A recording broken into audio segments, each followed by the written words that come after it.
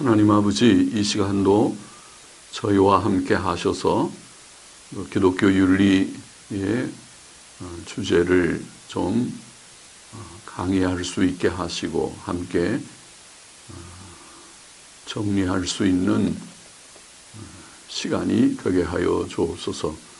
하나님의 영, 진리의 영께서 주의 백성들과 함께 하시오니 부족한 종의 심령과 입술을 주장하시고 또 함께 말씀을 나누는 이들에게 은혜를 주시고 복을 주옵소서. 하나님의 영, 진리의 영께서 가르쳐 주시고 성경 말씀을 깨우쳐 주옵소서. 감사하며 예수님의 이름으로 기도하옵나이다. 아멘. 자, 이 시간에는 제7계명 간음하지 말지니라 하는 말씀에 관련된 몇 가지 주제들을 좀 생각해 봅시다. 기독교 윤리는 성경에 게시된 생활 교훈을 정리하는 것이라고 그렇게 맨 첫 시간에 정의하였고, 그래서 세상 윤리와 다르게 기독교 윤리는 우리가 하나님의 말씀으로 믿는 신적 권위의 책으로 믿는 성경에 전적으로 의존합니다. 성경에 근거한 생활 교훈을 우리가 정리하는 것이고, 그 방법은 십계명의 순서가 하나님의 방법이다고 생각합니다. 하나님께서 성경에 주신 모든 윤리의 그런 체계는 십계명이라고 하는 그 체계 속에 다 들어있다고 볼 수 있습니다. 그래서 십계명을 우리가 음미함으로써 또 성경에 윤리에 관계된 여러 주제들을 십계명의 제목하에 우리가 정리함으로써 기독교 윤리를 정리할 수 있을 것이다. 그렇게 말을 했습니다. 그래서 제7계명 안에 여러 주제들을 우리가 좀 넣어볼 수 있는데, 먼저 그 주제들을 생각하기 전에 대유리문답, 7계명에 관한 대유리문답의 내용을 한번 읽어보고 넘어가겠습니다. 138문답입니다. 제7계명에서 요구된 의무는 무엇인가? 대답하기를, 제7계명에서 요구된 의무는 몸, 마음, 애정, 애정은 감정이라는 그 단어인지, 애정, 말, 행위 상의 정절이 중요하죠. 정절과 우리 자신들 및 다른 사람들 안에 정절을 보존하는 것, 몸과 마음과 말과 행위의 그 정절, 우리의 감정의 정절, 우리 자신의 정절뿐 아니라 다른 사람들의 정절을 보존하는 것, 눈과 기타 모든 감관들에 대하여 방심치 않고 주의하는 것, 보는 것, 또 만지는 것, 듣는 것, 다 이게 문제가 될 수 있으니까 간음에 관계돼서 주의하는 것. 절제, 특별히 간음하지 말라는 이 계명에 관계되는 절제죠. 절제, 정절 있는 친구와 사귐이며 온당한 의복 차림, 복장의 문제도 관련이 된다고 합니다. 매우 요즘에는 그 음란 풍조의 복장들이 많으니까 조심해야겠죠. 또 금욕에 은사 없는 자들의 결혼 문제도 하나님께서 이 계명에 관련해서 우리에게 주신 그런 제도라고 할 수 있습니다. 또 부부의 사랑과 동거, 우리의 사명에 근실한 노력, 모든 경우에 부정을 피하는 것과 그것에 향하는 시험을 저항하는 것, 이렇게 진술을 했습니다. 그 다음 문답도 같이 읽어보죠. 139문답, 제7계명에서 금지된 죄는 무엇인가? 대답을 보면 제7계명에서 금지된 죄는 요구된 의무를 소홀히 하는 것 외에, 위에 말한 의무를 소홀히 하는 것 외에 간통과 사통, 보통 간음, 그렇게 말하면 간통, 사통, 또 강간, 근친상간, 남색, 남색은 동성애를 말하죠. 남색, 또 모든 부자연스러운 정욕, 모든 부정한 상상과 생각, 목적 및 애정이며, 여기도 애정도 아마 감정을 이렇게 번역하지 않았는다. affection을 번역한 말이 아닌가 싶은데, 부패하거나 더러운 모든 서신왕래는 혹은 그것에 귀를 기울이는 것이며, 음탕한 표정, 우리 얼굴 표정도, 또 뻔뻔스럽고 가벼운 행동, 근신치 않는 무례한 옷차림을 하는 것, 또 합법한 결혼을 금지하고 불법한 결혼을 시행하는 것이며, 매춘을 허락, 관용, 보존하며 그들에게 종종 가는 것이며, 매춘 행위들, 또 독신 생활의 서약에 몰아넣는 것, 독신 생활의 서약도 그것이 오히려 우리가 음란의 유혹에 떨어지게 하는 일이 된다. 그렇게 말하는 거죠. 결혼을 부당하게 지연시키는 것이며, 동시에 하나 이상의 아내나 남편을 가지는 것이며, 일부 다처, 일부 일처를 깨는 그런 모든 그 행위들, 불의한 이혼 혹은 상대를 버림이며, 또 게으름, 폭식, 술 취함, 음란한 친구를 사귀는 것.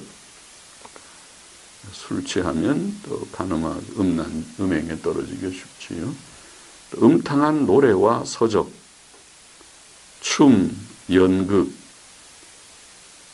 우리들 자신이나 다른 사람들에게 음란을 자극시키는 것이나 음란의 행위 자체. 이게 지금 17세기에 작성됐으니까 그렇지, 오늘날 하면 여기에 인터넷 음란물들, 또 음란 성인 영화들, 그런 것도 당연히 포함되어야 하겠죠. 그것이 오늘날의 음란을 조장하는 아주 큰 문제들이니까 그런 것들을 우리가 다 금지하는 것이 하나님의 계명의 정신이라고 볼 수 있습니다.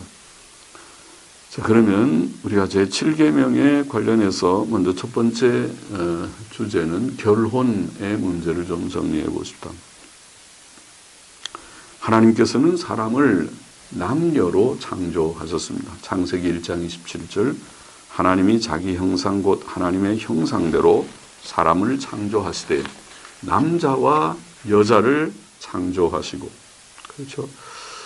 하나님께서는 남자와 여자를 창조하셨습니다. 사람을 그렇게 창조하시고, 또 모든 동물 세계도 암컷, 수컷을 창조하셨습니다. 식물도 암술, 수술이 있는 그런 식물들이 아마 대부분이 아닌가 싶습니다. 하나님께서는 처음에 남자를 만드시고 사람의 혼자 있는 것이 좋지 못하여 그를 돕는 자를 만들기 위해 그를 깊이 잠들게 하신 후 그의 갈빗대 하나로 여자를 만드셨죠. 창세기 2장에 나와 있습니다.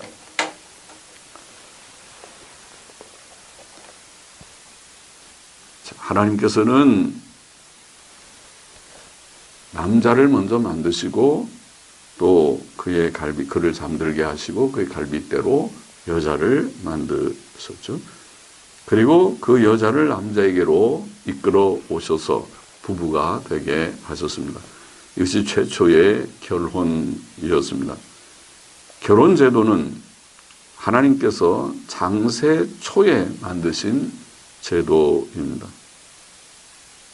그것은 사람의 타락 전부터 있었던 제도입니다.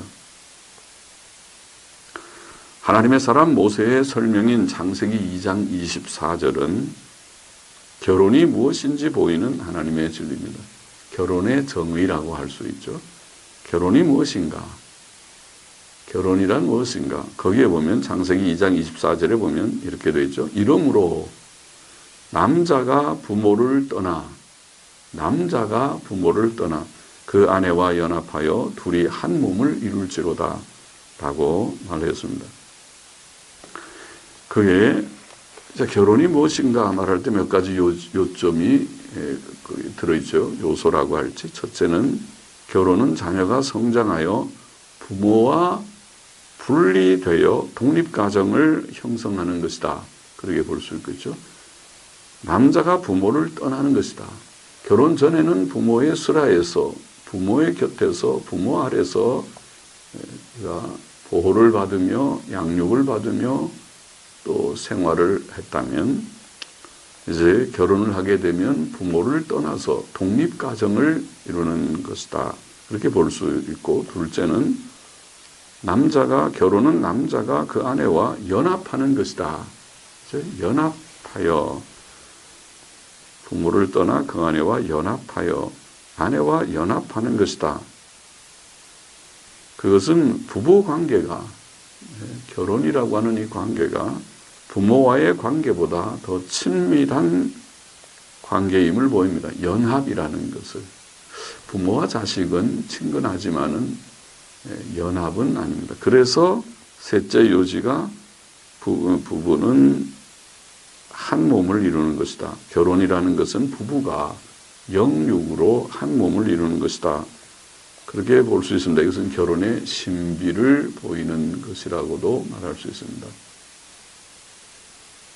심리적으로도 그렇고 상징적으로도 결혼은 신비한 하나님과 우리 인생이 그리스도와 우리가 연합하는 것을 상징하는 뜻이 있습니다. 자, 여하튼 여기 결혼은 남자가 부모를 떠나 그 아내와 연합하여 둘이 한 몸을 이루는 것이다. 그렇게 정의할 수 있습니다.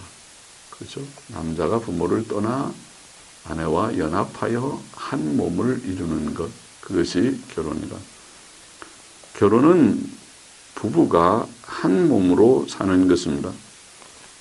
한 몸을 이룬다고 했죠. 부부는 두 별개의 인격이지만은 별개의 인격으로 살아서는 안 되는 것이 부부입니다. 한 몸이 되는 것입니다. 부부는 그저 친구 정도로 룸메이트, 요새 방에 같이 동거하는 동거인 정도로 사는 것이 아니고 결혼은 한 몸이 되는 심오한 그런 관계입니다. 한 몸이라는 말은 우리의 생각이 하나고, 그렇죠? 한 몸에서 생각이 둘일 수 없죠. 또 의향과 목표와 가치관, 우리의 삶의 목적이 하나고 가치관도 사실은 하나잖아요. 한 몸이면.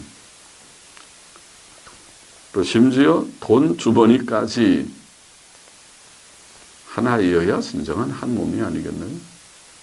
돈 주머니는 남편 버는 것 따로 있고 아내 버는 것 따로 있으면 한 몸은 아닌 것 같은데, 요즘 그런 사람들이 많이 있는 것 같은데, 자, 한 몸이라는 말은 바로 그런 깊은 뜻이 있어 보입니다.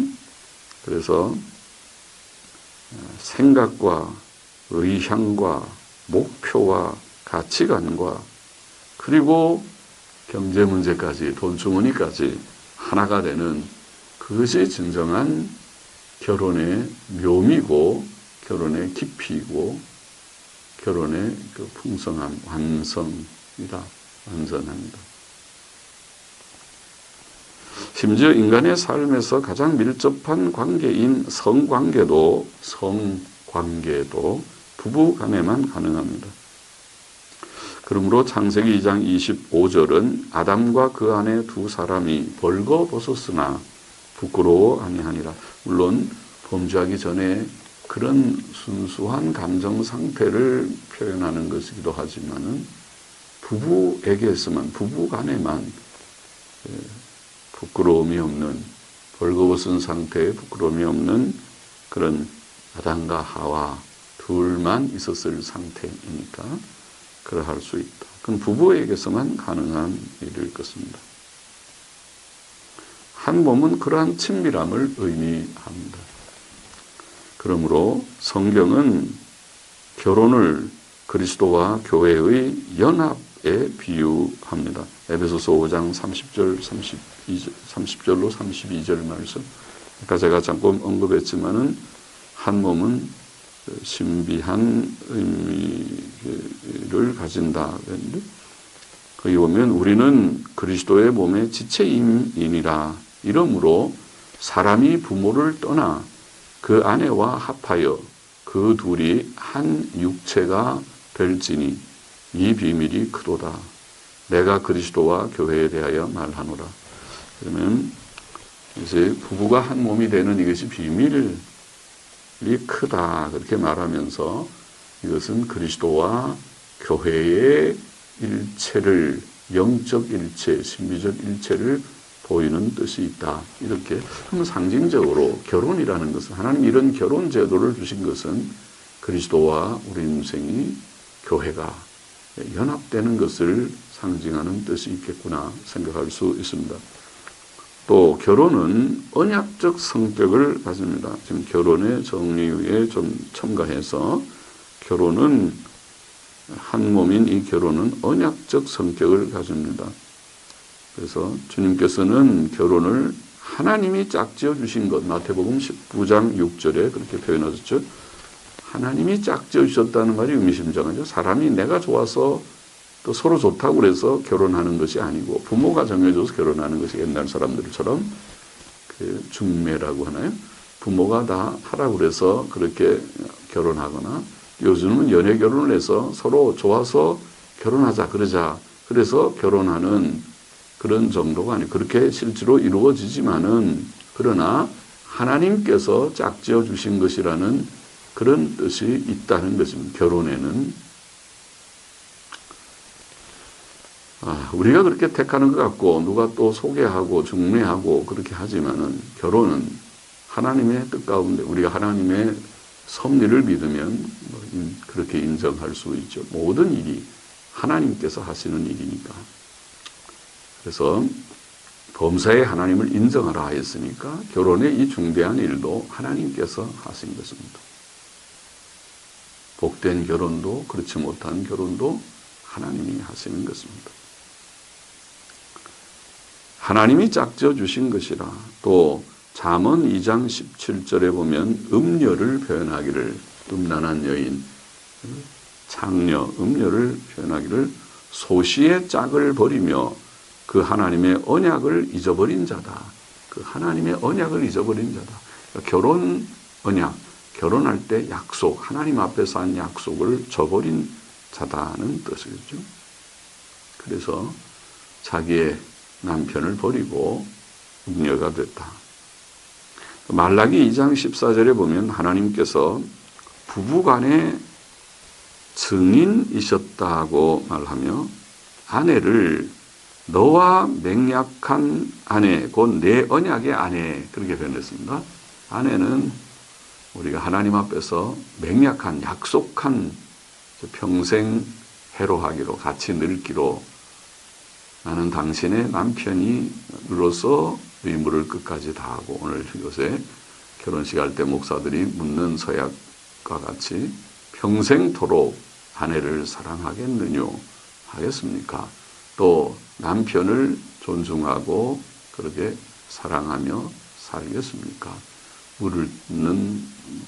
물음에 대답하는 것과 같이 맹약한 아내, 언약의 아내라. 결혼은 적어도 이 세상에서 죽을 때까지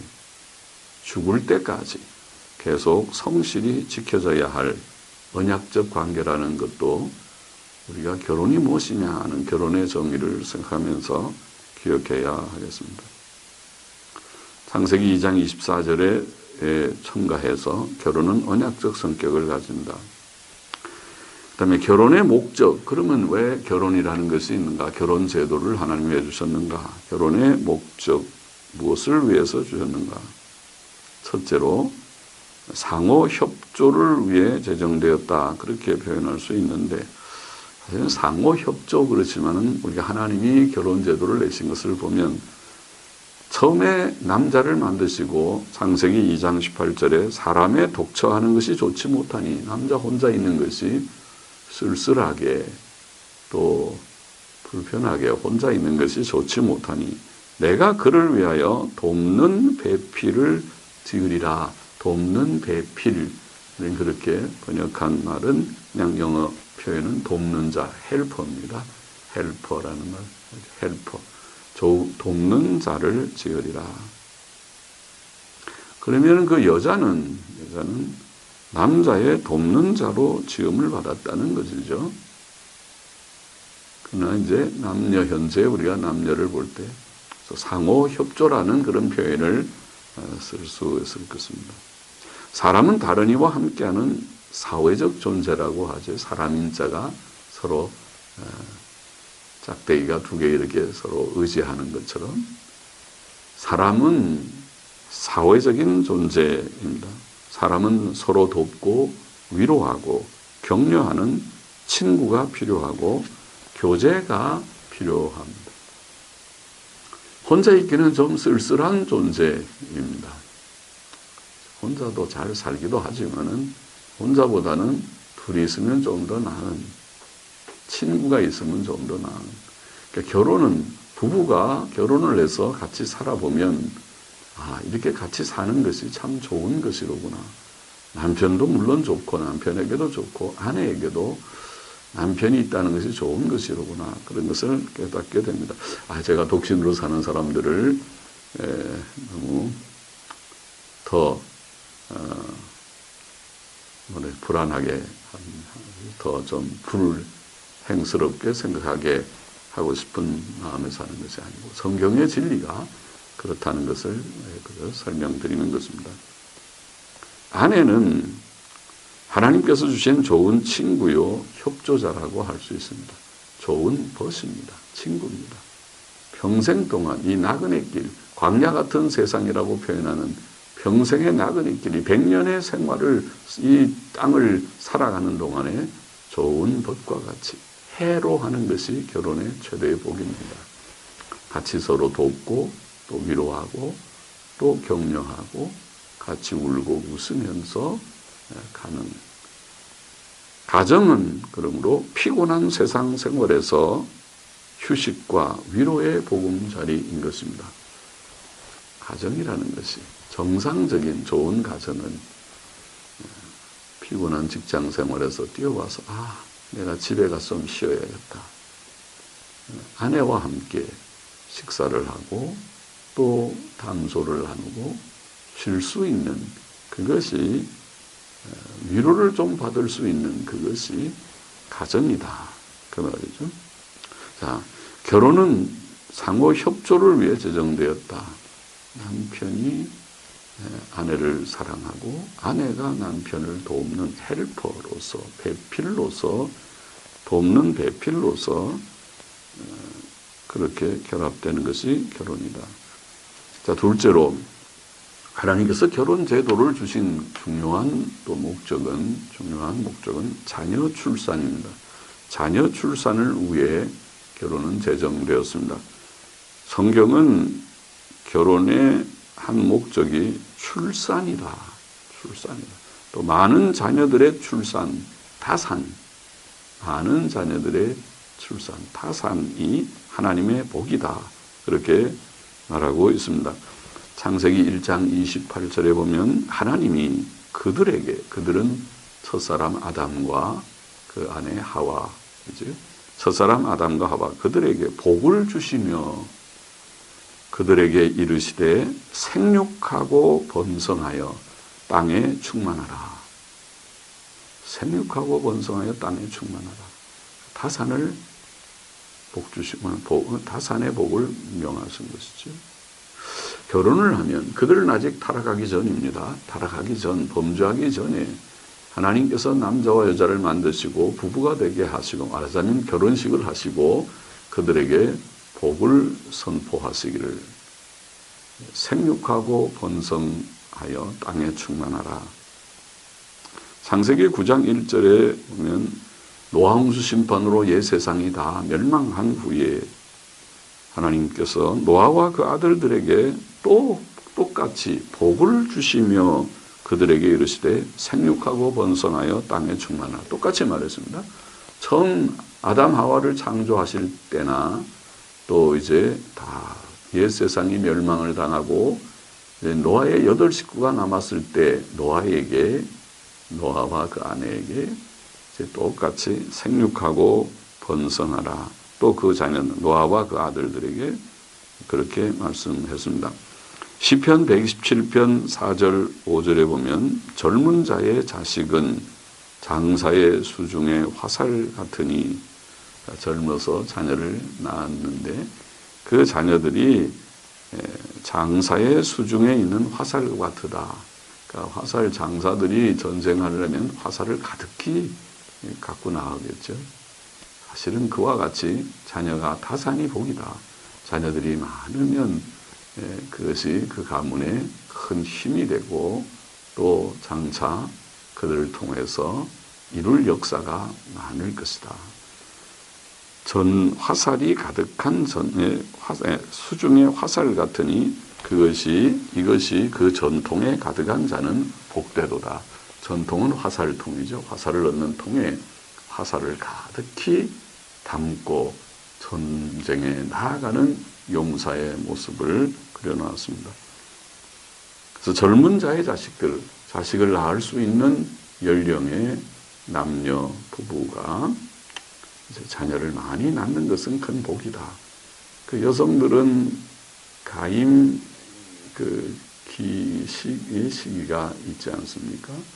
이제 폐경이 되면 임신하지 못하니까 그 전을 말하는 것이죠. 그래서 자녀들을 많이 출산하는 것이 복이다. 그렇게 되어 있습니다. 그러므로 부모의 건강이 매우 나쁘거나 또 경제 형편이 매우 어려운 경우가 아니라면 자녀의 수는 많은 것이 좋다는 것이 성경의 진리라고 믿습니다. 그래서 시대가 어렵지만은 우리 믿는 여성도들, 젊은 우리 자매들이 결혼에 대해서도 사모하고 또 출산에 대해서도 이게 귀한 복이고 하나님의 뜻이고 명령이로구나. 그렇게 의무감도 갖고 또 그것을 사모해야 하리라고 생각합니다. 역사상 위대한 어떤 인물들은 부모의 다산의 결과이었습니다. 감리교회 창시자, 오늘날 감리교회는 많이 자유화되었지만은 그러나 원래 감리교회는 경건한, 매우 엄격한 경건 생활을 추구하는, 그것이 그래서 감리교라고 하는 경건의 방식을 강조하다 보니까 그렇게 돼서 감리교라고 하는 교가 됐어요. 영어로는 감리교가 메토디스트 아닙니까? 메토디스트라는 말은 메토드가 방법이라는 말이잖아요. 그들의 경건의 방법, 규칙적으로 이렇게 경건의 훈련을 한다고 하는 규칙적인 경건 생활, 경건의 방법을 강조하는 매우 경건한 사람들이었습니다. 요한 웨슬레 형제, 요한 웨슬레와 그 동생 찰스 웨슬레, 찬송가 가사를 많이 작사한 인물이죠. 그들은 경건했는데 요한 웨슬리는 그 부모의 15번째 아들이었지요. 그리고 그 부모님이 15명의 자녀를 낳는다는 것은 그건 보통 믿음이 아니면 할 수 없는 것이죠. 참, 요즘에 3명만 낳아도 많다고 그러는데 예전에 우리가 어릴 때처럼 6명, 7명의 자녀를 낳는 것이 적지 않았고, 전쟁 후였으니까 전쟁 때 많은 사람들이 죽은 것을 감안하면 부모들이 힘들어도 자녀를 많이 출산했지요. 그런 것과 같이 다산의 결과였습니다. 오늘날도 경건한 가정들이 많은 자녀들을 둔 예들을 볼 수 있습니다. 미국의 보수적 루터파 신문인 크리스찬 뉴스라는 신문이 있습니다. 크리스찬 뉴스의 편집자 헤르만 오톤 목사, 지금도 살아계신지는 모르지만 제가 젊을 때 크리스찬 뉴스를 계속 좀 보았고 그랬는데 헤르만 오턴 목사는 6, 7명의 자녀를 두었고 또 밥존스 대학교 음악 교수인 머핑거 교수, 지금은 아마 다 돌아갔을지 모르지만은 머핑거 교수는 11명의 자녀를 두었습니다. 그래서 자녀 출산의 목적이 결혼의 중요한 목적이다. 셋째로 결혼의 목적, 결혼은 부정의 방지를 위해, 부정의 방지, 즉 음행을 피하기 위해 그 말이죠.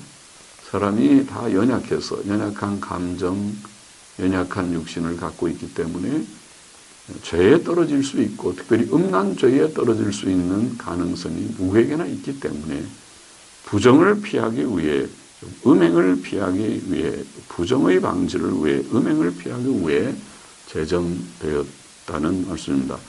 고린도전서 7장 2절에 말씀했죠. 음행의 연고로 남자마다 자기 아내를 두고, 그렇게 되어 있습니다. 남자들이, 여자들도 좀 그럴 수 있지만 남자들이 더 그 문제는 더 약한 것 같아요. 그래서 남자들은 우리 신체 구조적으로 좀 음행에 약하기 때문에 음행의 연고로 남자마다 자기 아내를 두고 여자마다 자기 남편을 두라. 여자도 마찬가지예요. 여자도 남편을 두고 자기 남편을 두고 남자도 자기 아내를 두고 그렇게 결혼 생활을 잘 유지함으로써 음행을 우리가 피하라. 그런 말씀이죠. 사람에게는 성적 감정과 요구가 있고 그 감정은 결혼으로 해소된다고 하겠습니다. 악하고 음란한 세상 속에서 정당한 부부관계가 없다면 사람은 음행의 죄에 떨어지기가 더 쉬울 것이라고 생각됩니다. 그러므로 사도 바울은 가르치기를 서로 분방하지 말라. 고린도전서 7장 5절에 그랬죠. 서로 분방하지 말라. 우리는 그렇게 분방은 따로 방을 따로 사는 거죠. 따로 쓰는 거죠. 남편 방 따로 있고 아내 방 따로 이렇게 분방인데 우리는 그렇게 부드럽게 번역했는데 영어 성경의 표현은 서로 거절하지 말라 그 말입니다. 서로가 상대의 자기의 몸을 상대에게 거절하지 말라. 서로 거절하지 말라. 그러니까 서로 원할 때에 서로를 취할 수 있는 그런 관계가 부부의 관계다. 그것을 말합니다. 다만 기도할 틈을 얻기 위하여 합의상 얼마 동안은 하되 다시 합하라. 그러니까 기도하기 위해서 조금 우리가 분방할 수는 있으나 곧 합하라. 이는 너희의 절제 못함을 인하여 사탄으로 너희를 시험하지 못하게 하려 합니다.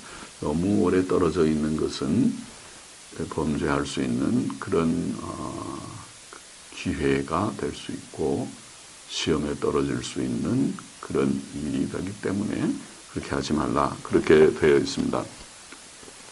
그러나 물론 주를 위해서 홀로 사는 것도 가능합니다. 또 때때로 더 나을 수도 있습니다. 홀로 사는 것이 이제 더 주의 일 많이 할 수 있는 일도 될 수 있습니다. 고린도전서 7장 8절에 보면 내가 혼인하지 아니한 자들과 및 과부들에게 이르노니 나와 같이 그냥 지내는 것이 좋으니라 이런 말씀이죠.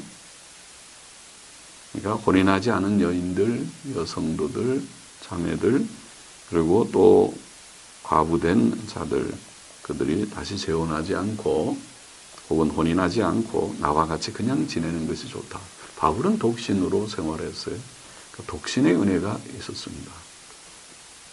이건 은혜가 있어야 된다고 생각합니다. 독신 생활은 하나님께서 주신 특별한 은혜가 필요하다고 생각합니다. 주님께서도 그렇게 말씀하셨죠. 복음서에 어디에서 스스로 고자된 자들, 그러나 이것이 하나님께서 은혜를 주셔야 고자가 되지 그렇지 못하면 그렇게 될 수가 없다. 그런 말씀을 하셨죠. 그래서 하나님이 은혜를 주셔야, 독신의 은혜를 주셔야 절제하고 잘 지낼 수 있지. 그렇지 않으면 독신이 오히려 시험이 되고 음란에 떨어지는 일이 될 수 있다는 것을 성경은 보이고 있고 또 우리가 우리의 연약한 성정을 감안할 때에 또 역사적으로 볼 때에 독신주의가 여러 폐해가 있다는 그런 말들을 우리가 들을 때에 그렇습니다. 독신은 물론 가능하다. 하나님 은혜를 주시면 그래서 그냥 지내는 것이 더 좋다. 아까 고린도전서 7장 8절에 또 7장 38절도 처녀 딸을 시집 보내지 아니하는 자가 더 잘하는 것이니라. 이런 말씀도 있습니다. 그러니까 처녀가 시집을 가는 것도 좋고 시집가지 않은 것은 더 좋다. 이런 말씀이니까 그러니까 시집가지 않고 결혼하지 않고 주를 위해서 더 많이 일할 수 있다면 그것도 좋은 일이다. 그렇게 볼 수 있습니다. 성도의 결혼 대상은 반드시 믿는 사람이어야 합니다. 결혼 대상은 믿는 사람이어야 합니다. 아까 지금 결혼의 목적은 세 가지, 상호 협조, 자녀 출산, 또 부정 방지. 그리고 결혼의 대상은 반드시 믿는 사람이어야 합니다. 성도는 불신자와 결혼해서는 안 됩니다. 구약의 신명기 7장 3절에 너는 가나안 족속들과 혼인하지 말라는 이스라엘 자손들에게 주신 명령은 바로 그 원리가 똑같은 것입니다. 여호와 하나님을 경외하고 계명을 아는 이스라엘 백성들이 가나안 족속들 우상 숭배를 하고 부도덕하고 음란한 그런 가나안 여인들을 취하면 종교적인 혼란, 신앙적인 부패와 경건의 변질, 부패가 생길 수밖에 없기 때문에 그렇게 해서는 안 된다. 그런 뜻이죠. 고린도전서 7장 39절에 아내가 그 남편이 살 동안에 매여 있다가 남편이 죽으면 자유하여 자기 뜻대로 시집갈 것이나 주 안에서만 할 것이니라. 원리가 같습니다. 그러니까 재혼도 사별을 한 후에 재혼하는 것 가능하지만 주 안에서 해야 된다. 그러니까 믿음의 결혼을 해야지 재혼을 또 해야지 믿음 밖에 나가서 하는 그것은 안 된다. 범죄하는 일이다. 고린도후서 6장 14절에도 믿지 않는 자와 멍해를 같이 하지 말라. 우리가 사람의 삶 중에서 멍해 중에 멍해는 물론 동업하는 것도 멍해를 같이 하는 거지만은 진짜 멍해는 결혼 관계죠. 결혼은 같이 늘 사는 거잖아요. 같이 생활하는 가정이라는 그런 단위 속에 묶인다면 묶여서 생활하는 것이니까 믿지 않는 자와 멍해를 같이 해서는 안 되겠다는 것이죠. 창세기 6장 2절에 보면 이런 말씀이 있죠. 하나님의 아들들이 사람의 딸들의 아름다움을 보고 자기들의 좋아하는 모든 자로 아내를 삼았다. 이런 표현이죠. 자기들의 좋아하는 모든 자로 아내를 삼았다. 하나님의 아들들이 사람의 딸들의 아름다움을 보고 하나님의 아들들은 여기는 천사를 가르치지 않고 경건한 세세의 자손들, 경건한 사람들, 하나님을 아는 자들, 하나님의 이름을 부르는 자들을 가르쳐서 우리가 하나님의 자녀인 것처럼 하나님의 아들들이 경건한 세세 자손들이 에노스 때에 하나님의 이름을 불렀다고 바로 그 전에 나와 있는데 4장 끝에 나와 있던가요? 그렇게 나와 있는데 그와 같이 하나님을 경외하는 자들이 사람의 딸들, 하나님 경외심이 없는 하나님을 잘 알지 못하는 그런 가인의 자손들이라고 보입니다. 불경건한 가인의 자손인 딸들과 가인의 딸들과 가인의 자손인 딸들과 결혼하는 셋의 자손이 가인의 자손과의 결혼하는 그것을 가르쳤다고 이해해야 된다. 그런 결혼이 하나님의 진노를 일으켰습니다. 또 유다 왕국의 역사에서 유다 왕들은 믿음 없는 아내들로 인해서 범죄한 일이 많았습니다. 역대하 21장 6절에 보면 저가 이스라엘 왕들의 길로 행하여 이 유다 왕, 역대기는 유다 왕국의 역사를 쓰고 있지 않습니까? 열왕기는 이스라엘과 유다 왕국의 역사를 번갈아 가면서 써내려가고 있지만은 역대기는 유다 왕국의 역사, 통일 왕국 이후에 다윗 솔로몬까지 쓰고 그 후에는 유다 왕국의 역사를 이어가고 있는데 저가 이스라엘 왕들의 길로 행하여, 이 유다 왕들이 이스라엘 왕들의 길로 행하여 아합의 집과 같이 하였으니 이는 아합의 딸이 그 아내가 되었습니다. 이게 결혼이 불신결혼, 우리가 말하는 결혼의 대상이 믿는 자와 결혼하지 않게 되면 그렇게 되는 것이죠. 불신결혼, 그들이 하나님도 믿지 않고 예수님 모르고 또 세상적인 사고방식, 세상적인 가치관을 갖고 있고, 이런 사람들과 믿는 자가 결혼하게 되면 그것이 곧 종교의 부패, 신앙의 부패, 경건의 변질을 가져오게 됩니다. 에스라 9장 10장은 이방인들과의 결혼의 죄를 지적을 했고, 이스라엘 백성이 회개하고 이방 여인들을 돌려보내었다는 것을 기록하고 있죠. 그래서 이런 모든 말씀들은 결혼의 대상은 믿는 자라는 것입니다. 믿는 자와 결혼해야지 믿지 않는 자와 결혼해서는 안 된다. 그것을 가르쳐주고 있습니다. 중요한 그것도 윤리적인 교훈이고 진리죠. 믿지 않는 자와 결혼하는 것은 영적으로 말하면 죽은 자와 결혼하는 것과 같지 않습니까? 우리가 한 사람이 죽은 자와 같이 살 수는 없지 않습니까? 다 생명이 있으니까 살아있어 보이지만 영적으로 말하면 우리는 죄와 허물로 죽은 자들이었고 중생에서 영원히 살아난 자들인데, 만일 우리가 믿는 자가 믿지 않는 자와 결혼한다면 그는 영적으로 죽은 자와 결혼한 것과 같다. 그러므로 믿는 자가 불신자와 결혼해서는 안 되고, 이방 종교인들, 불교인이나 또 기타 여러 이방 종교인들과 결혼해도 안 되고, 이슬람교도들과 결혼해도 안 됩니다. 또 이방 종교입니다. 유대교인들도 안 됩니다. 이방 종교입니다.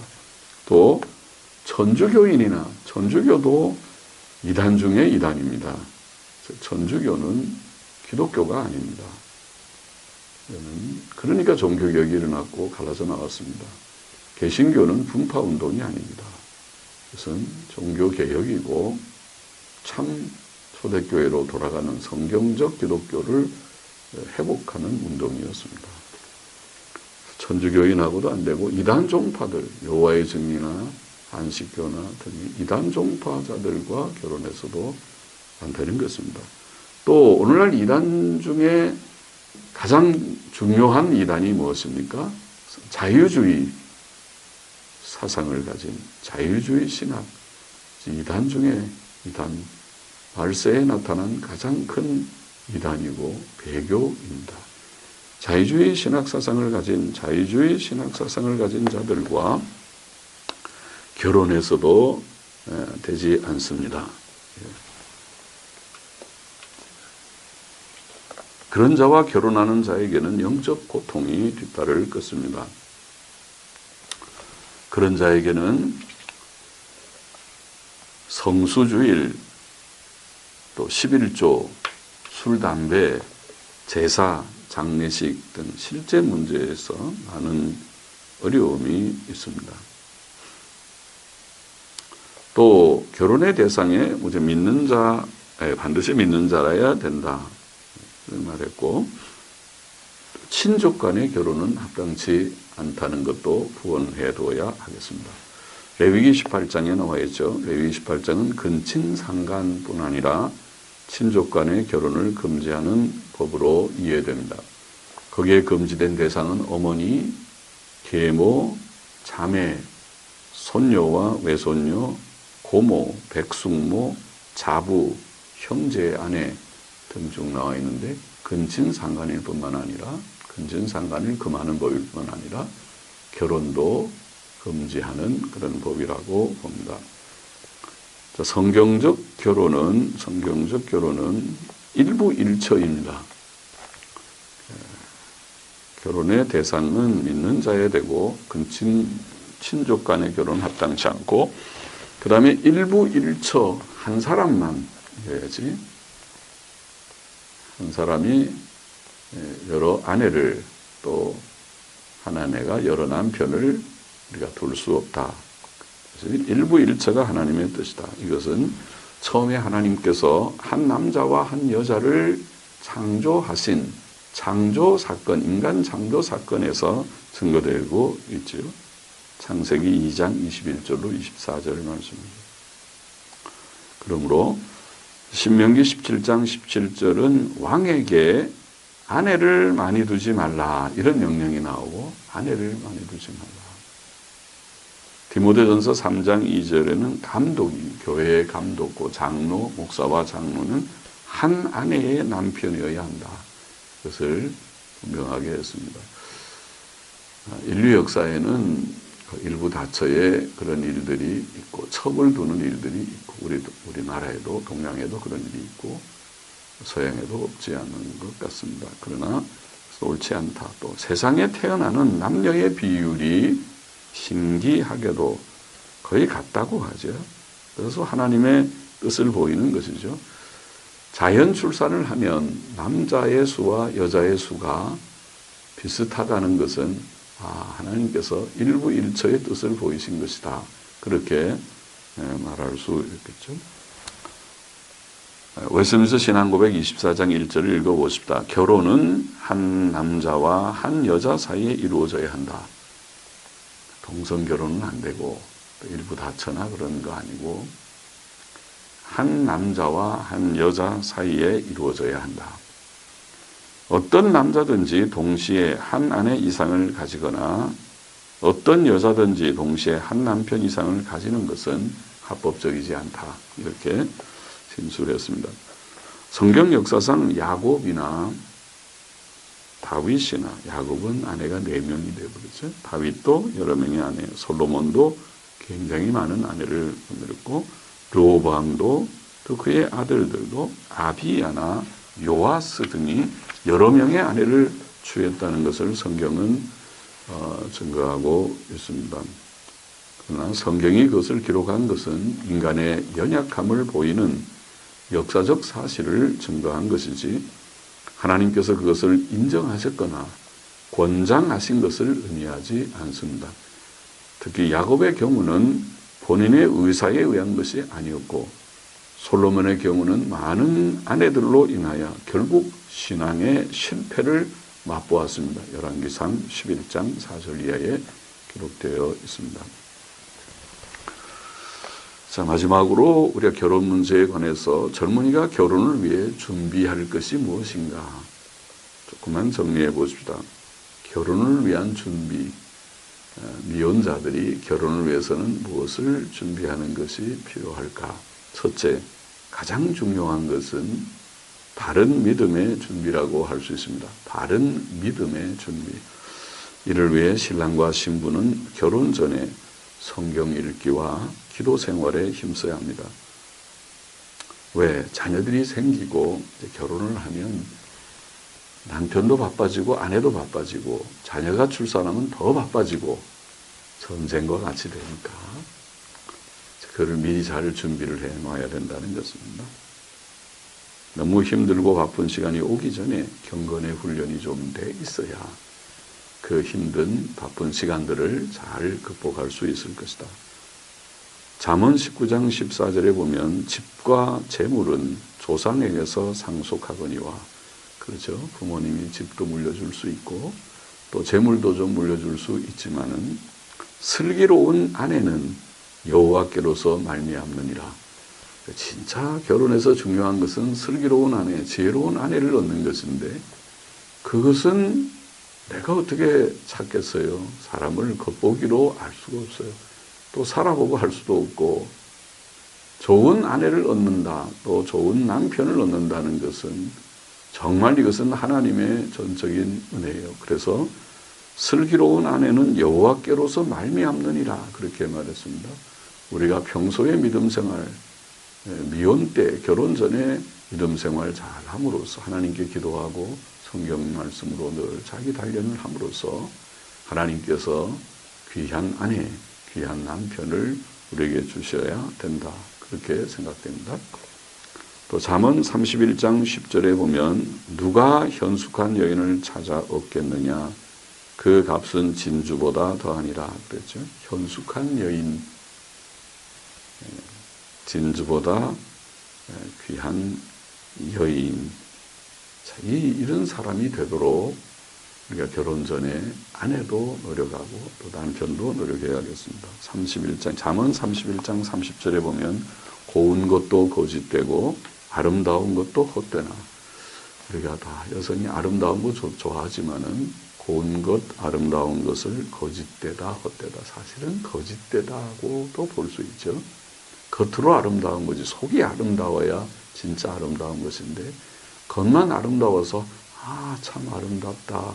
그런데 나중에 보니까 아이고 그 입에서 아름답지 못한 말이 나오고 그 속에서 아름답지 못한 생각과 행동이 나온다면 그 아름다운 것이 아니니까 그런 의미에서 거짓된 것이 맞죠. 그러니까 그것은 껍데기에 불과한 것이니까 속의 문제는 또 다를 수 있으니까 그래서 그것은 거짓되고 아름다운 것도 헛되나 오직 여호와를 경외하는 여자는 칭찬을 받을 것이라 이렇게 되어 있습니다. 그러니까 경건 훈련이 필요한 것입니다.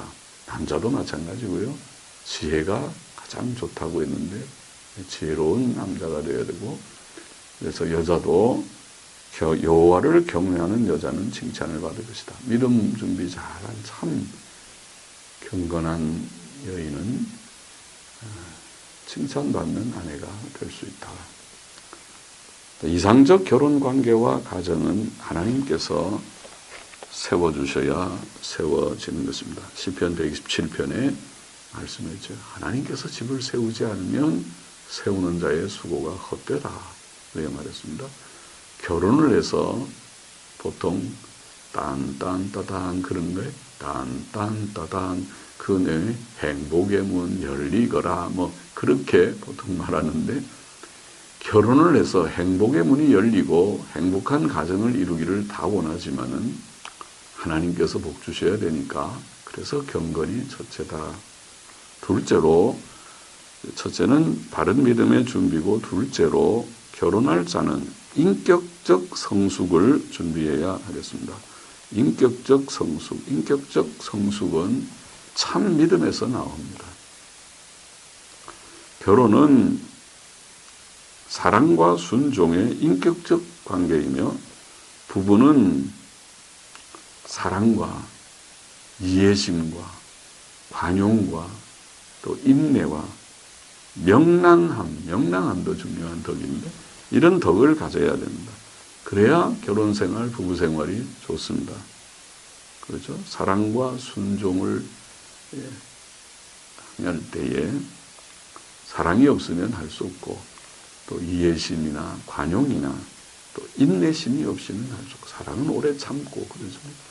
또 명랑함에 좀 덕도 있어야 좋아요. 늘 우울하면 집안 전체가 우울해지니까 가급적이면 좀 긍정적이게 밝게 사는 것이 좋지요. 잠언 12장 4절에 보면 어진 여인은 그 남편의 면류관이나 욕을 끼치는 여인은 그 남편으로 뼈가 썩음 같게 하느니라 이렇게 되어 있습니다. 그래서 어진 여인이 돼야 이건 인격적인 성숙의 문제라고 할 수 있죠. 잠언 14장 1절에 보면 무릇 지혜로운 여인은 그 집을 세우되 미련한 여인은 자기 손으로 그것을 허느니라. 지혜로운 여인이 되어야겠고 잠언 15장 17절에 보면 채소를 먹으며 서로 사랑하는 것이 살진 소를 먹으며 서로 미워하는 것보다 나으니라. 정말 가정에서 그렇죠. 식탁에 좋은 반찬이 없어도 서로를 사랑하고 위하면서 격려하면서 사는 가정의 모습이 그것이 더 복됩니다. 아무리 좋은 고기 반찬이 있고 또 좋은 가구가 있는 집이라 하더라도 서로 사랑하지 않고 미워하고 갈등하고 다투는 것은 그건 복이 되지 못할 것입니다. 잠언 17장 1절에 보면 마른 떡 한 조각만 있고도 화목하는 것이 참 이 집 가난한 집이네요.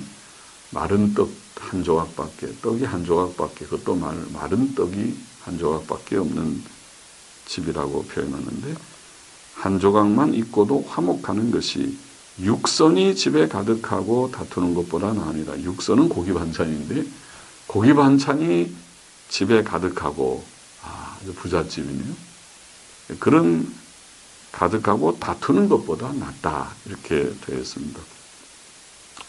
잠언 21장 9절에 보면 다투는 여인과 함께 큰 집에 사는 것보다 움막에서 혼자 사는 것이 나으니라. 그렇게 움막에서 혼자 사는 것이 나으니라. 그러니까 다투는 여인이 되지 않고 서로 화목하는 여인이 인격적인 문제죠. 잠언 21장 19절도 다투며 성내는 여인과 함께 사는 것보다 광야에서 혼자 사는 것이 나으니라고 말씀하셨습니다. 셋째의 준비가 있다면 결혼할 자는 건강을 준비해야 하겠습니다. 건강은 이 세상의 삶을 위해서 매우 필요합니다. 모든 사람은 적절한 운동과 영양 섭취를 중요하게 생각해야 됩니다. 특히 결혼하면 여자들이 집안일을 주로 하는데 집안일은 사실 중노동입니다. 그렇죠? 일 안 하던 사람이 또 집안일을 하면 더 힘들죠. 모든 것들이 아무리 편리한 시설이 있어도 그래도 옛날은 더 했고요. 옛날에는 물걸레로 방을 닦으면은 아마 방을 좀 넓은 방을 한두 개 닦으면 등골에 땀이 쫙 나는 것이 여인들의 집안일이었습니다. 빨래도 손으로 물론 했고요. 다 그런 것이었죠. 지금은 많이 편리해졌지만은 여전히 집안일은 일종의 쉬지 못하는 노동과 같은 일이 될 수 있으니까 건강이 좀 필요합니다. 또 여자가 시부모님을 모시는 경우는 더욱 그렇습니다. 시집살이는 정신적으로 벌써 매우 긴장되고 피곤한 관계죠. 그러니까 몸이 허약하면 잘 감당하기 어려울 것입니다. 넷째 준비가 있다면 그것은 경제적 안정을 준비해야 하겠습니다. 잠언 24장 27절 말씀이죠. 내 일을 밖에서 다스리며 밭에서 예비하고 그 위에 내 집을 세울지니라. 이렇게 되어 있습니다. 그래서 결혼의 시기와 관련한 그런 진리라고 보이는데 내가 먼저 밖에서 내 일을 다스리고 준비를 하고 그러니까 다 바깥 일을 잘 준비가 된 상태에서 집을 세우는 것이다. 말하자면 학생은 학교를 졸업하고 직장을 가지고 약간의 돈을 저축해서 집을 장만하든가 필요한 생활 도구를 좀 어느 정도 준비한 상태에서 부부가 결혼하는 것이 바람직하다. 이런 뜻이 되겠습니다.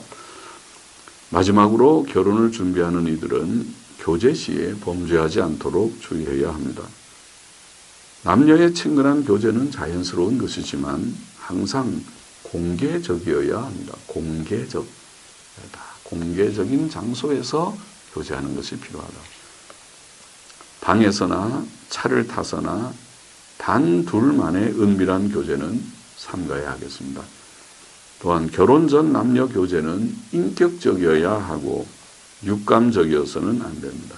인격적인 대화를 통해서 점점 서로를 알아가고 사랑이 싹트고 깊어지게 하는 것이 필요하지. 육신적인 감정은 그것은 사실은 인격적이지 않습니다. 그건 감정입니다. 내가 사랑합니다. 보통 말하지만 그것은 감정인 경우가 많고 욕망인 경우도 많습니다. 그래서 그것은 오래가지 않습니다. 그것은 변합니다.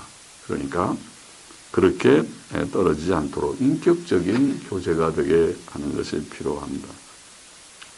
또 예를 들어서 결혼할 자는 춤추는 것, 춤이 그게 좀 인격적인 거하고 거리가 멀어요.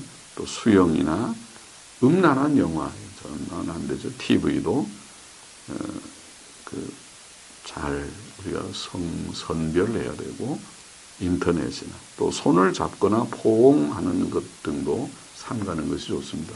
사람은 다 약하기 때문에 그것이 금방 실수하는 대로 또 넘어지는 자리로 나아갈 수 있으니까 조심하는 것이, 범죄하지 않도록 조심하는 것이 필요합니다. 자, 결혼에 대해서 우리가 좀 정리해 보았고, 또 이 시간 이어서 부부의 의무에 대해서도 조금 우리가 정리를 해 보십시다. 부부의 의무야. 자, 부부의 의무에 대해서 했더니, 결혼은 부부가 한 몸으로 사는 것이라고 앞에서 말했는데, 그러면 남녀가 서로 다른 환경에서, 다른 집에서 또 다른 성격을 가질 수 있는 여러 그 자란 배경이 다른 환경 여건 속에서 생활하다가 결혼해서 어떻게 한 몸이 될 수 있느냐, 그게 가능하냐, 참 어려운 문제죠. 그래서 성경은 한 몸이 되는 것이기 때문에 거기에서 교훈하기를 부부의 의무가 있다. 의무가 순종과 사랑이라고 하는 말로 그 의무를 표현했습니다. 부부의 의무를 우리가 정리해 보면 첫째로 에베소서 5장 22절로 24절은 아내의 의무에 대해서 이렇게 말합니다. 아내의 의무에 대해서 아내들이여 자기 남편에게 복종하기를, 복종이라는 말을 썼습니다. 아내는 남편에게 복종하기를 죽게 하듯 하라. 대단한 것이죠. 우리가 예수님께, 주님은 예수님이죠. 하나님 예수님께 복종하는 것은 어떻게 보면 절대 복종인데, 절대 복종하는 것처럼 아내들이 남편에게 복종하라. 대단한 교훈이죠. 대단한 교훈입니다. 그 이유를 말하기, 이는 남편이 아내의 머리됨이 그리스도께서 교회의 머리됨과 같음이니 그가 친히 몸의 구주시니라. 이렇게 말씀했습니다. 그러므로 교회가 그리스도에게 하듯 아내들도 범사에 그 남편에게 복종할지니라. 범사에 복종하라. 이렇게 되어 있습니다. 그럼 아내의 의무는 복종하라. 남편에게 복종하라고 성경은 말하는 것입니다. 사도 바울은 골로새서 3장 18절에서도 아내들아 남편에게 복종하라. 복종하라. 이는 주 안에서 마땅하니라고 교훈하였습니다. 사도 베드로도 베드로전서 3장 1절로 6절에 같은 교훈을 했습니다. 읽어보면 아내된 자들아 이와 같이 자기 남편에게 순복하라. 순복이라는 같은 비슷한 말이죠. 순종, 복종, 순복하라. 이는 혹 도를 순종치 않는 자라도 말로 말미암지 않고 그 아내의 행위로 말미암아 구원을 얻게 하려 함이니 너희의 두려워하며 정결한 행위를 봄이라. 너희 단장은 머리를 꾸미고 금을 차고 아름다운 옷을 입는 외모로 하지 말고 오직 마음에 숨은 사람을 온유하고 안정한 심령에 썩지 아니할 것으로 하라. 이는 하나님 앞에 값진 것이니라. 전에 하나님께 소망을 두었던 거룩한 부녀들도 이와 같이 자기 남편에게 순복함으로 자기를 단장하였나니 사라가 아브라함을 주라 칭하여 복종한 것 같이 너희가 선을 행하고 아무 두려운 일에도 놀라지 아니하므로 그의 딸이 되었느니라. 그렇게 베드로도 교훈하였습니다. 비슷한 것이죠. 외모로 치장하는 데 힘쓰지 말고 내면적인 인격적인 단장을 하는데 온유하고 안정한 평안한 심령에 썩지 않을 것으로 하라. 그리고 남편에게 복종하라. 사라와 같이, 아브라함의 아내 사라와 같이 복종하라. 그렇게 교훈한 것입니다.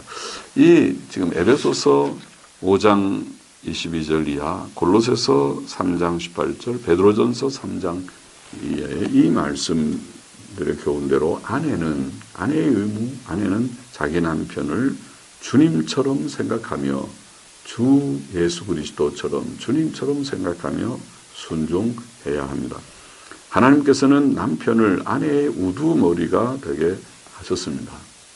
그 성경의 진리입니다. 성경을 믿지 않는 사람들은 그것을 받아들이기를 꺼려하겠지만 성경을 믿는 자들, 성경을 여러분이 믿는다면 그 말씀을 우리가 겸허히 받아야 합니다. 아내가 남편에게 순종하는 것은 하나님께서 정해주신 질서입니다. 그러므로 아내는 남편을 존중하고 그에게 순종해야 합니다. 남편에게 순종해야 합니다. 순종하는 아내는 남편과 다투지 않습니다. 그렇죠? 순종하는 것은 다툼을 우리가 배제하는 말이죠. 교회가 머리이신 그리스도와 다툴 수 없듯이 아내는 남편과 다투지 말아야 합니다. 다툼은 부부의 좋은 관계를 깨뜨리고 사랑을 쉽게 만듭니다.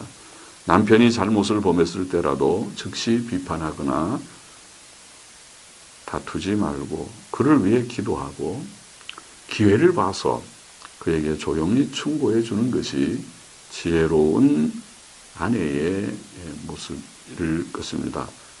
지혜로운 아내는 남편을 존중하고 자기 집을 세우지만 어리석은 아내는 사사건건 남편과 다투며 자기 집을 허물 것입니다. 남편을 사랑하는 아내는 가사의 의무에 충실한 주부가 될 것입니다. 가사의 일에 충실한 주부가 될 것입니다. 그것이 아내의 순종의 의무 속에 들어가 있어요. 다투지 마는 것 의무도 포함되는 것이고 가사의 일에 충실한 주부가 될 것이다. 남편을 돕는 일은 우선 가사의 일을 포함할 것입니다. 참사랑은 봉사, 희생, 수고를 동반합니다. 훌륭한 아내는 모범적인 주부이어야 할 것입니다. 시편 128편 3절은 아내를 내 집, 내 실에 있는 내 아내라고 표현합니다. 일반적으로 매끼 식사 준비는 아내에게 맡겨진 중요한 의무입니다. 그렇죠? 아내가 집안일을 하는 일을 싫어하지 말고 좋아하고 충실해서 밖으로 너무 나돌지 말고 내실에 거하고 또 잘 필요한 준비를 하는 아내여야 하겠습니다. 잠언 31장은 모범적 여성상을 증거하는데 그를 현숙한 여인이라고 표현합니다. 현숙한 여인 에셋 카일이라고 하는 말은 카일이라는 말이 그 힘이 있다는 말이잖아요.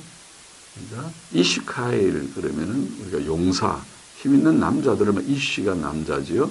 카일 똑같은 카일이란 말을 써요. 카일이란 말은 용사입니다.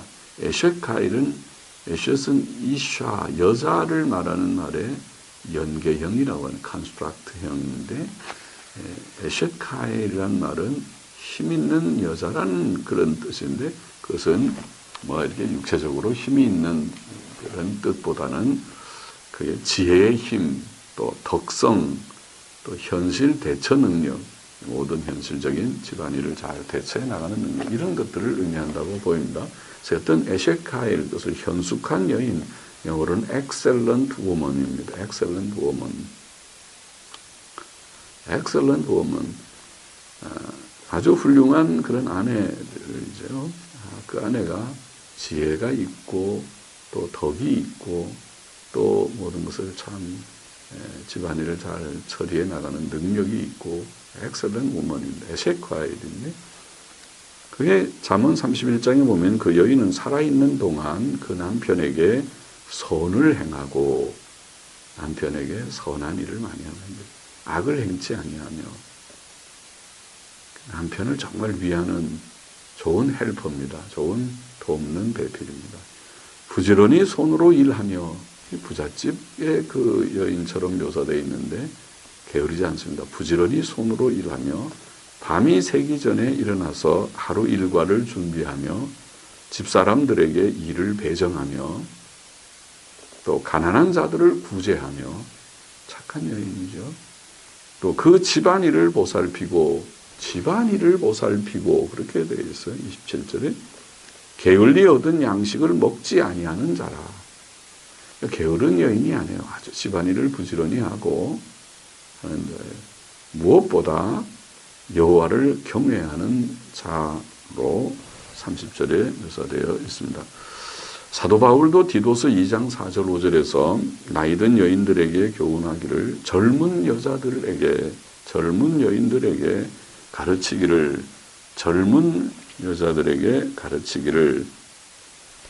그 남편과 자녀를 사랑하며 남편과 자녀를 사랑하고 근신하며 순전하며 집안일을 하며 젊은 여자들이 좀 단정하고 남편과 자녀를 사랑해서 집안에 좀 가정적이고 그렇죠? 남편과 자녀를 팽개쳐 놓고 너무 바깥에 자기의 그 즐거움을 추구하면서 그렇게 시간을 너무 낭비하지 말고 그 남편과 자녀를 사랑하고 순전한 것은 순결한 것이고 집안일을 하며 선하며 자기 남편에게 복종하게 하라고 그렇게 되어 있습니다. 그러니까 집안일을 하는 것도 말씀했습니다. 또 아내는 하나님 외에는 자기 남편을 가장 사모하고 사랑해야 합니다. 그는 자기 남편 외에 다른 사람을 더 사랑해서는 안 됩니다. 심지어 부모나 자녀들이라 할지라도 자기 남편보다 더 사랑해서는 안 됩니다. 아내가 이런 선한 자가 되려면 검소하고 절약하는 생활도 해야 할 것입니다.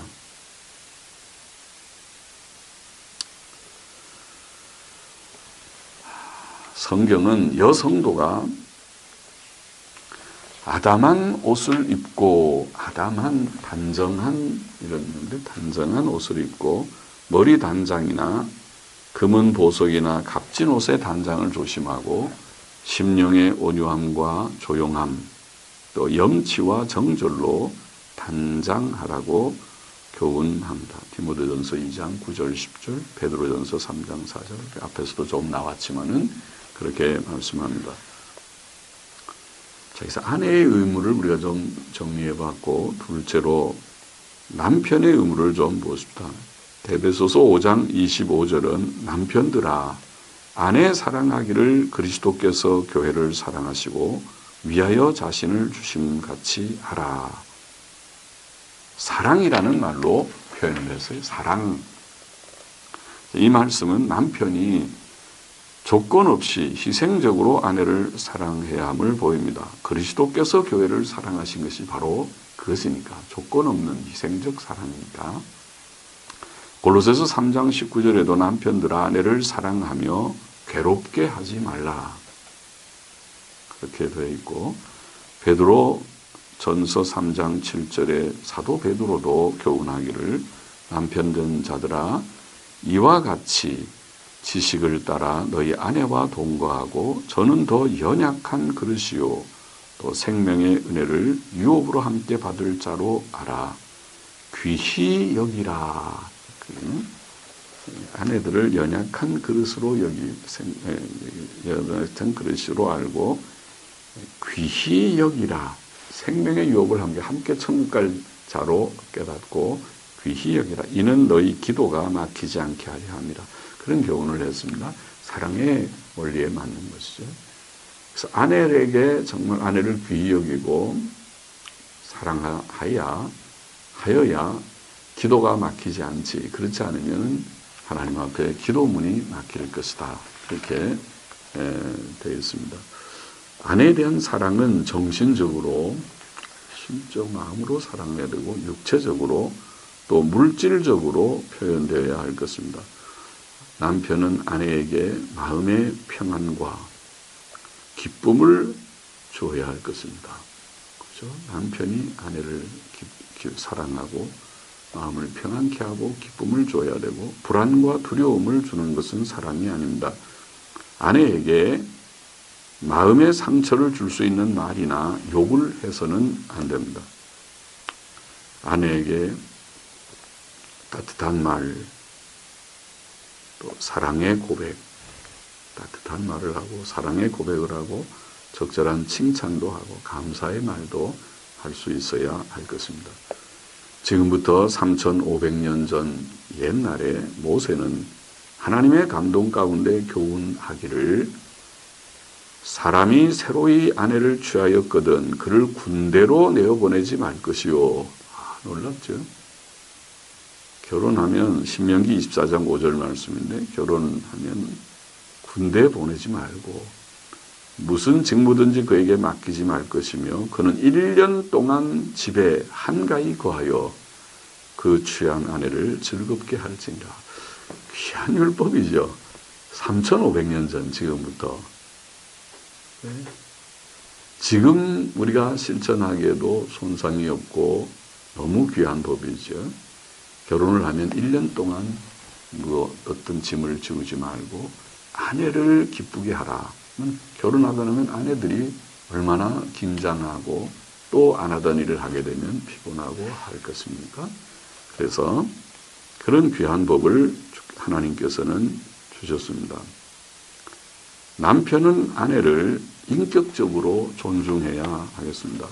남편은 어떤 중대한 일을 결정할 때 아내의 의견을 듣고 그와 의논하고 하나님께 함께 기도해야 할 것입니다. 그것이 아내를 인격적으로 존중하는 태도이죠. 자기 혼자 다 결정하고 따라와 그렇게 하는 것이 아니고 그 아내를 좀 무시하는 거죠. 중요한 일을 아내와 같이 의논하고 기도하고 아내의 의견을 좀 듣고 그리고 또 필요한 설득할 것이면 설득하고 그렇게 가야 되겠죠.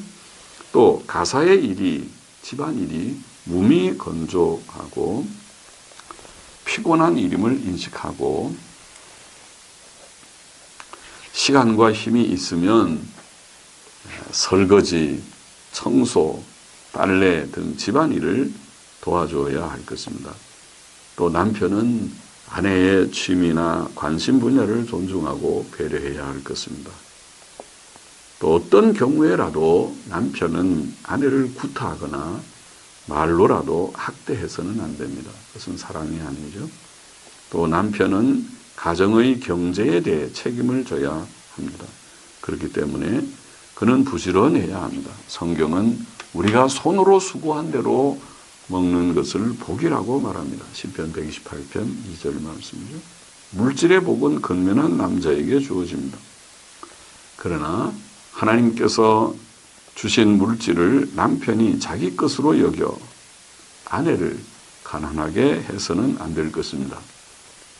아내가 매우 불성실하고 낭비적인 경우가 아니라면 가정 경제의 관리를 아내에게 맡기는 것이 좋을 것입니다. 성경은 사랑이 무엇인지 잘 증거합니다. 잠언 10장 12절은 미움은 다툼을 일으켜도 사랑은 모든 허물을 가리우느니라고 말합니다.